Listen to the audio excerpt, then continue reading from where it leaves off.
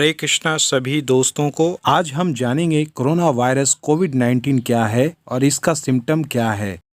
कोविड-19 का मृत्यु दर क्या है ये जानेंगे और हम कैसे पहचानेंगे कि कोरोना वायरस पॉजिटिव है या नेगेटिव। कोविड-19 से लड़ने के लिए WHO का रोल भी जानेंगे कि WHO कैसे मदद कर रही है कोरोना वायरस से लड़ने के लिए। टेक्निकल्स लाइव चैनल में आप सभी का स्वागत करता हूं। अगर आप पहली बार आए हैं तो वीडियो को जरूर सब्सक्राइब करें। आने वाले वीडियो के नोटिफिकेशन के लिए बेल आइकन को प्रेस जरूर करें। 1 नंबर के क्वेश्चन को लेते हैं। कोरोना वायरस कोविड-19 क्या है, इसका सिम्टम क्या है, चलिए जानते हैं। कोरोना वायरस किसी भी इन्फ्लुएंजा वायरस की तरह होता है और इसके कारण होने वाले बीमारी को कोविड-19 कहा जाता है। कोविड-19 को ILI influenza like illness category में रखा जा सकता है क्योंकि इसमें इन्फ्लुएंजा जैसी सिम्टम होती है। नंबर 1 सांस लेने की तकलीफ, नंबर 2 बुखार, नंबर 3 खांसी, नंबर 4 कमजोरी, 5 किसी भी अन्य फ्लू वायरस की तरह हवा या जल में फैलने वाला लक्षण। क्वेश्चन नंबर 2 लेंगे। कोरोना वायरस के मृत्यु दर मोर्टेलिटी रेट जानेंगे। चलिए जवाब जानते हैं। फरवरी मंथ में US centre of disease control and prevention ने कोरोना वायरस कोविड-19 का भविष्यवाणी किया था कि 2 लाख से 17 लाख मौतें इस महीने होंगे। इसके विपरीत इस मौसम में अभी तक कुल फ्लू और कोविड-19 से 50,000 से 70,000 मौतें हुई हैं, जो कि पिछले 4 साल के मौसम से कम है। पिछले आपको 4 साल का डिटेल दिखाता हूँ। साल 16 से 17 में 5 लाख मौतें, 17 से 18 में 8 लाख मौतें, 18 से 19 में 5 लाख मौतें, 19 से 20 में 5,25,000 मौतें हुई थी।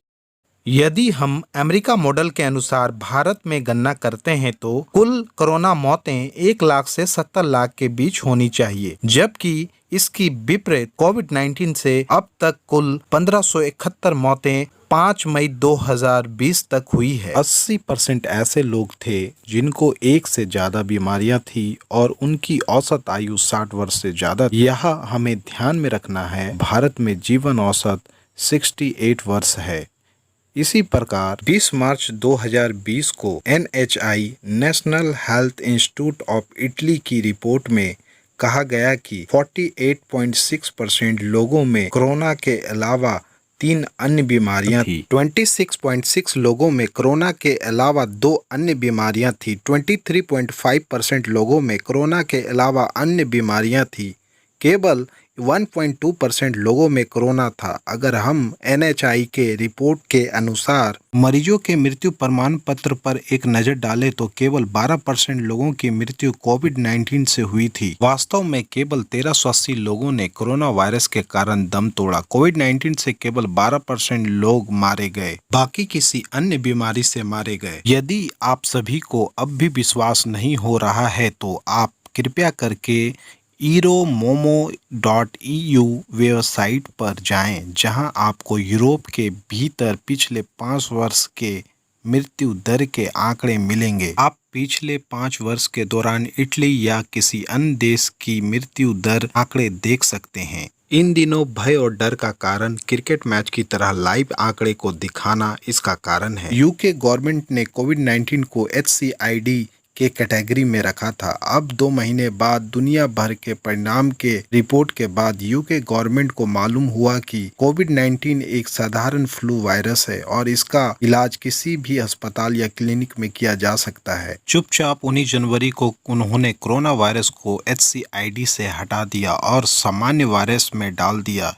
लेकिन उन्होंने इस तथ्य को सार्वजनिक कर सोशल मीडिया से छिपा दिया। 26 मार्च को लैंसेट रिसर्च पेपर में ऑन ने बताया कि कोविड-19 इतना खतरनाक नहीं है जितना लग रहा था। कोविड-19 का मृत्यु दर मोर्टेलिटी रेट 0.1% है, जो किसी भी सामान्य फ्लू के बराबर है। इसका मतलब 1000 लोगों में एक की मृत्यु कोविड-19 से होती है। 21 अक्टूबर 2010 लैंसेट रिसर्च पेपर द्वारा 1 महीने से 70 वर्ष की आयु तक के अध्ययन में 4% शामिल है। प्रति वर्ष 2 लाख मौतों का कारण मलेरिया होता है। इससे यह पता चलता है कोविड-19 से ज्यादा डेंजरस मलेरिया है, क्योंकि मलेरिया में सबसे ज्यादा मृत्यु होती है। क्वेश्चन 3 लेते हैं। हम कैसे पहचानेंगे कि कोरोना वायरस पॉजिटिव है या नेगेटिव? चलिए जानते हैं। इसका केवल एक ही साधन है, RT-PCR टेस्ट, जिससे यह पता लगाया जा सकता है कि व्यक्ति कोरोना पॉजिटिव है या नहीं। जब भी हम कोई मशीन, कार, कैमरा, मोबाइल या फ़ोन खरीदते हैं तो उसके साथ एक मैनुअल बुक दी जाती है कि आपको इस उत्पाद यहाँ और इस तरह यूज करना है। ठीक उसी प्रकार जब RT-PCR टेस्ट किट खरीदी जाती है तो उसकी मैनुअल बुक में स्पष्ट लिखा हुआ मिलता है कि यह किट केवल research use only, not for diagnostic purpose. इसका बहुत ही स्पष्ट रूप से उल्लेख है कि यह किट केवल रिसर्च के उद्देश्य से है, जांच के उद्देश्य से नहीं। इस किट के इन्वेंटर कैरी मुलस, जो कि इसके नोबेल पुरस्कार विजेता हैं, उनका भी यही मानना है कि यह केवल रिसर्च के उद्देश्य से है, जांच के उद्देश्य से नहीं। यह जांच के उद्देश्य से क्यों नहीं है?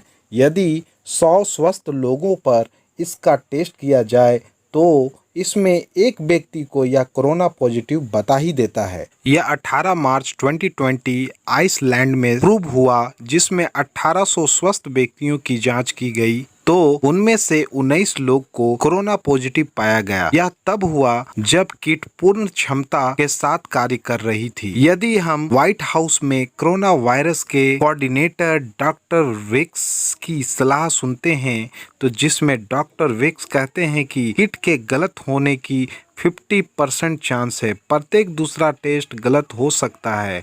इसके ऐसे बहुत से कारणों से फिनलैंड के स्वास्थ्य मंत्रालय द्वारा किट को रिजेक्ट कर दिया गया। हमें मेडिकल जर्नल के कुछ पन्नों को पलटना होगा। American journal of medical association 27 फरवरी 2020 के अनुसार वुहान के 4 रोगियों का इस किट के द्वारा टेस्ट किया गया। हॉस्पिटल से छुट्टी दी जाने से पहले इस किट के द्वारा टेस्ट करने पर उन्हें कोरोना नेगेटिव पाया गया था। उन्हें अस्पताल से छुट्टी दे दी गई।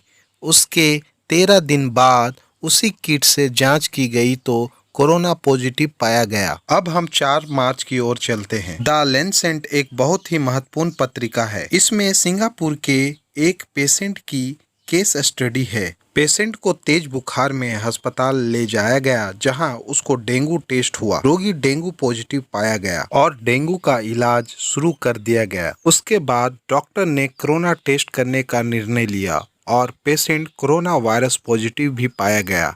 सवाल यह है कि उसे डेंगू रोगी माना जाए या कोरोना पेशेंट। आइए 5 मार्च की ओर चलते हैं। New England journal of medicine US में कोरोना वायरस से आने वाले पहले मरीज, एक नमूना उसकी नाक से लिया गया, उसमें वह कोरोना पॉजिटिव पाया गया। एक नमूना उसके मुंह से लिया गया, जिसमें वह कोरोना वायरस नेगेटिव पाया गया। निष्कर्ष आपके ऊपर है। मैं इतना कह सकता हूँ कि RT-PCR टेस्ट किट के टेस्ट रिलायबिलिटी 0 है। यहाँ तक कि कोक्रेन कोलैबोरेशन के संस्थापक पीटर गॉटरेसज 6 मार्च को एक रिपोर्ट ब्रिटिश मेडिकल जर्नल में लिखा, उसमें उन्होंने कहा है कि वर्तमान से बाहर निकलकर आने का एकमात्र तरीका है वह है यह किट। यह किट ही सभी समस्याओं का मूल कारण है। अब आप सोच रहे हैं कि अब हम सब किस पर विश्वास करें? किट बनाने वाले इन्वेंटर पर। वह साफ शब्दों में मैनुअल बुक में लिख दिए हैं, रिसर्च के उद्देश्य से है, जांच के उद्देश्य से नहीं। चलिए 4 नंबर क्वेश्चन लेते हैं। WHO कैसे मदद कर रही है कोरोना वायरस से लड़ने के लिए? कोविड-19 से लड़ने के लिए WHO के रोल को भी जानेंगे। चलिए जानते हैं इस टेस्टिंग किट की सिफारिश कौन कर रहा है। एक संगठन इसकी सिफारिश कर रहा है, वह है WHO, जो कि फार्मा कंपनी के हित में कार्य करता है। WHO जो कि 10 साल पहले यूरोप द्वारा लुटेरा घोषित किया गया था। याद कीजिए, लगभग 10 से 11 साल पहले इसी प्रकार की स्थिति थी। खलनायक H1N1 महामारी थी।